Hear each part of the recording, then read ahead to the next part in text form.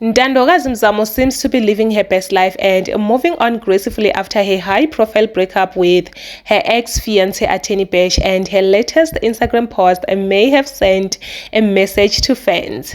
On the 23rd of January 2026, she shared a photo of her FlySafe Air boarding pass ahead of a flight, giving followers a glimpse into a busy schedule, while the background music hinted at her confident and bothered mood.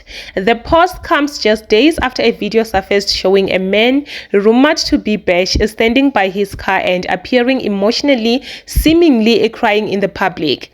After earlier admitted that the breakup had left him heartbroken, Bash has since reportedly deactivated his social media accounts, while Ntandokazi has chosen to focus on herself, quietly moving forward, traveling and embracing her independence. The contrast is clear. While her ex appears to be mourning the end of their relationship, Ntandokazi is showing that she is focused on her own growth and a next chapter, collecting passport stamps rather than looking back.